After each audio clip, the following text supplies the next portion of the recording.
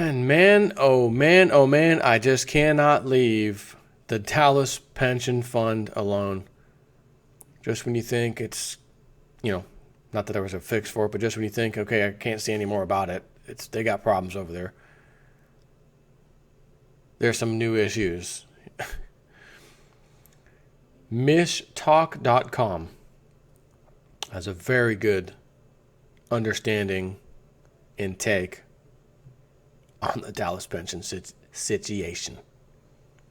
He has an article titled Dallas Pension Showdown. The mayor seeks to target those who got rich from the system.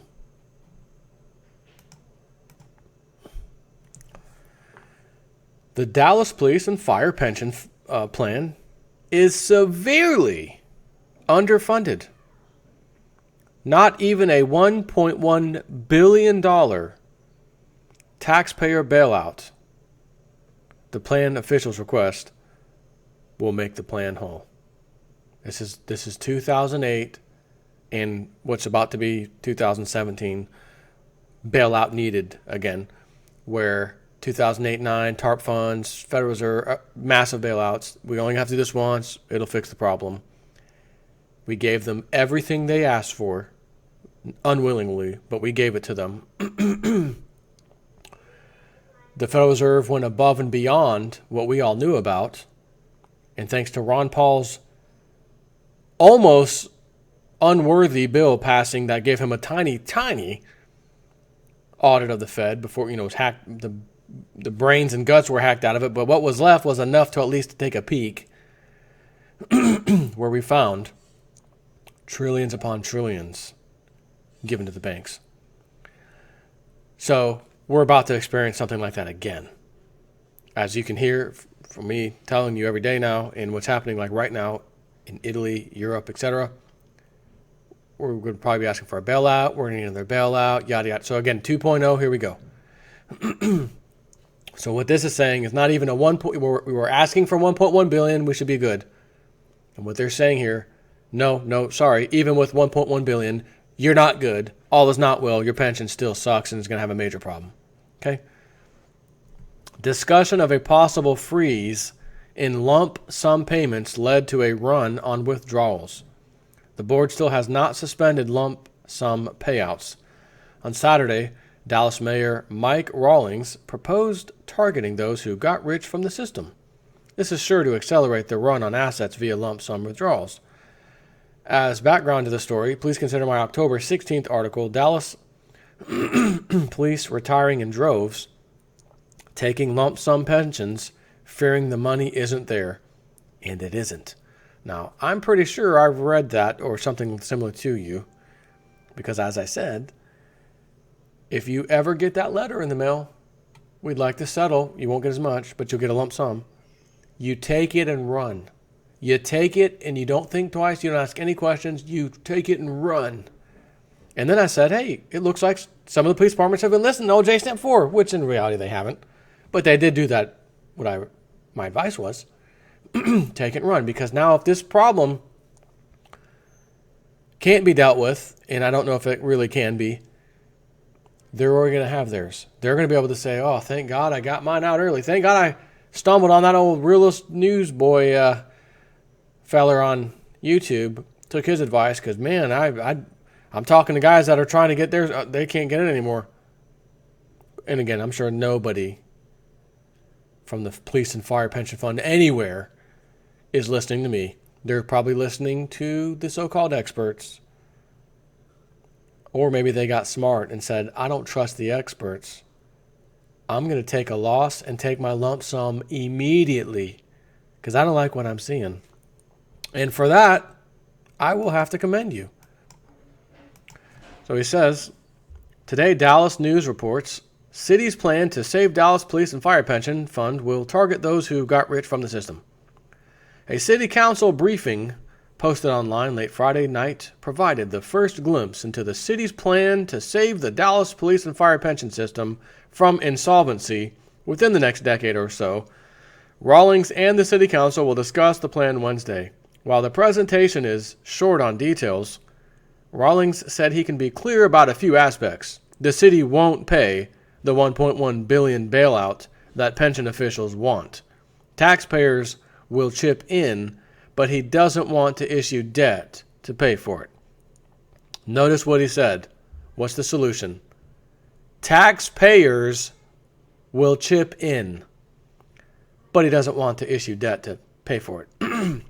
Base benefits will be protected.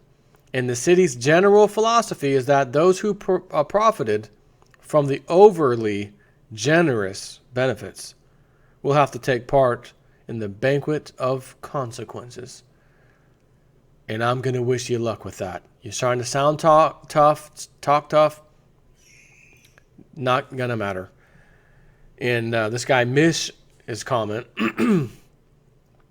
the stance that Dallas will not pony up $1.1 billion is a good one, but does not go far enough. Taxpayers should not pay an extra dime.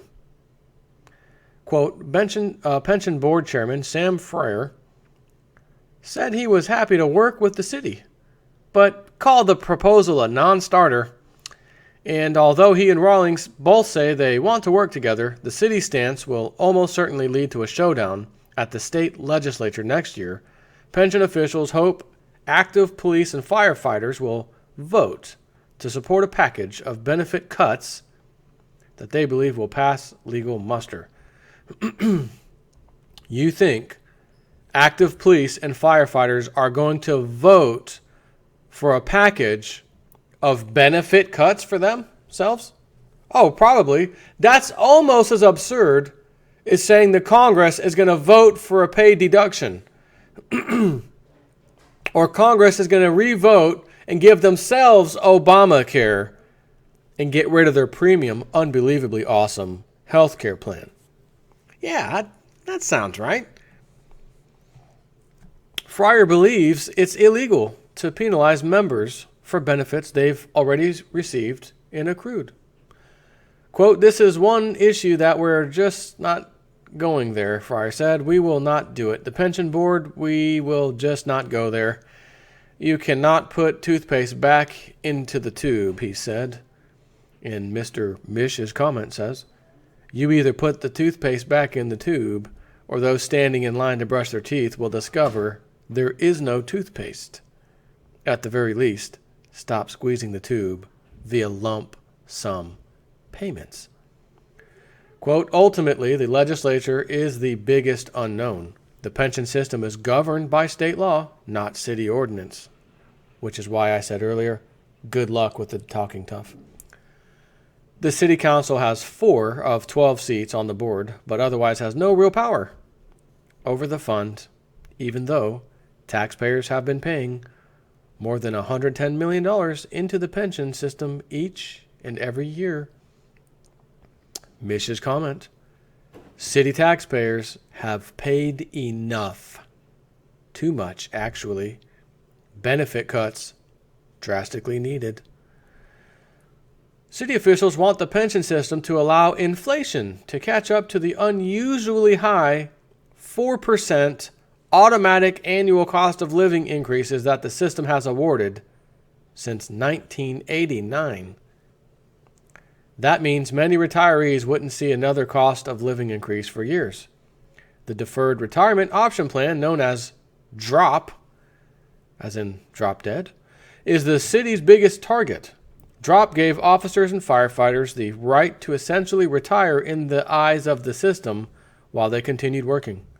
Meanwhile, their pension benefit checks were sent to a separate account, which guaranteed them at least 8% annual interest for years. So my question is, as we've seen recently, what happens when it's not 8%? How do you guarantee something like that? DROP has had few limits on withdrawals. Retirees were also allowed to remain in DROP and continue to accrue interest. The result was that hundreds of police officers and firefighters became millionaires while insulated from the whims and risks of the markets. Currently, 517 DROP accounts total in excess of $1 million, according to the city's presentation.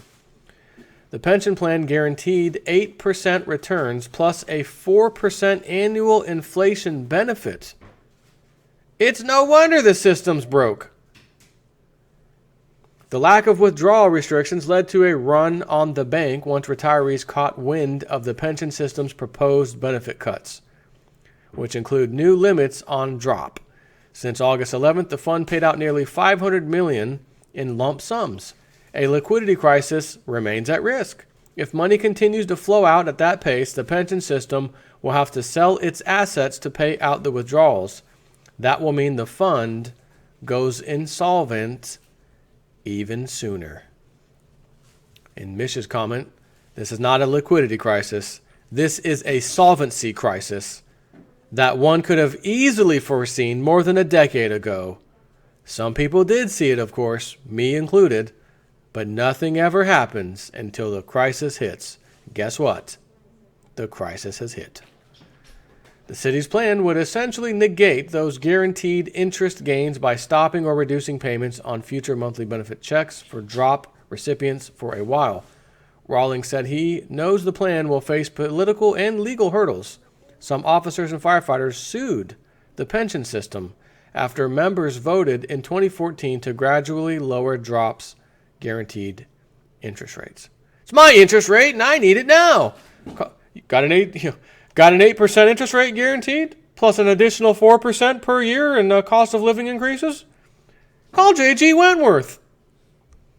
Mish's comment, the idea that reducing drop payments or lowering interest for a while will fix anything is pie in the sky hope. Bankruptcy is the only solution. Unions would be wise to come up with a plan that preserves the most benefits for the most people. But they won't. A fair restructuring would cut the most at the top. $1 million payouts are beyond affordable. The city of Central Falls, Rhode Island, shows what can happen if things end up inside bankruptcy court. And I remember talking about this one in a video. The city's 133 retirees had their pensions cut by up to 55%. With pensioners now getting an average of $16,626 a year, the state allocated $2.6 million to soften the blow for the next 5 years. Having a pension cut from $200,000 to $100,000 is quite different than a cut from $25,000 to $12,500. However, steep across-the-board cuts are where things are headed because unions never, ever negotiate cuts. And when they end up in the court system, you lose anyways. You should have took the proposal, but you didn't. And I don't know why they always do that, but they just do it. They always don't want to accept whatever it is.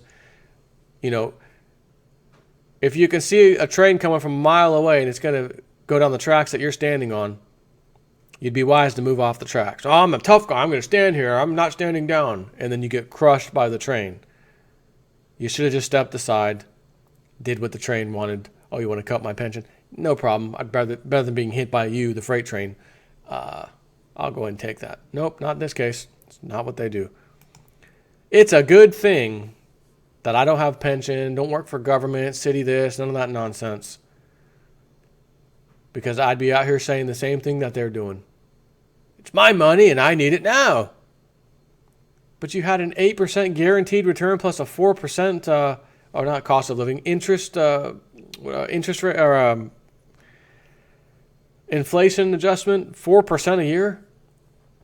And we're just talking about that's absurd. We need to remove it. Or we'll sue you. Police and firefighters, we're going to sue you. And again, these are the same guys, the same world-class citizens, police officers, firefighters, etc., who at the end of their term, when I know I'm retiring next year, at the end of next year I'm done, I'm going to use this little loophole thing that we all use in the pension system. And don't tell me to do the right thing. I don't want to hear that. I'm going to do what everybody else does.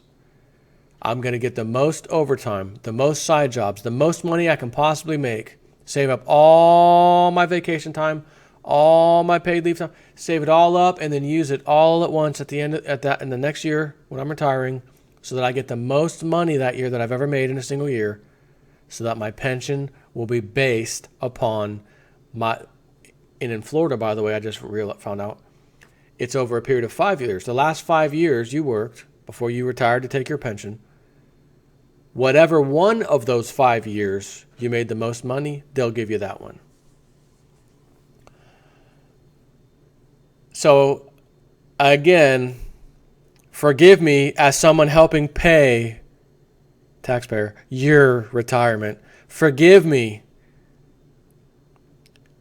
if I don't feel bad even a little bit that you're having some pension problems when everybody is gaming the system on their way out. And these are, again, firefighters, police officers. And you know how easy it is to convince themselves to do it? Well, I put in 20-something years as a police officer. I dealt with, the crime and the crap in this damn city. I deserve it.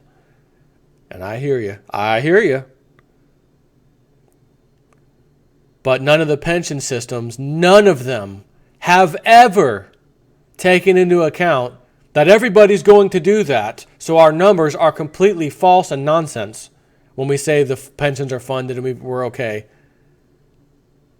Even if they maintain this awesome 8% every year for some reason, never had a hiccup, everybody's going to retire and take advantage of that little loophole thing, which is going to make, again, I was showing you the videos a few months ago, 130% higher, 180% higher.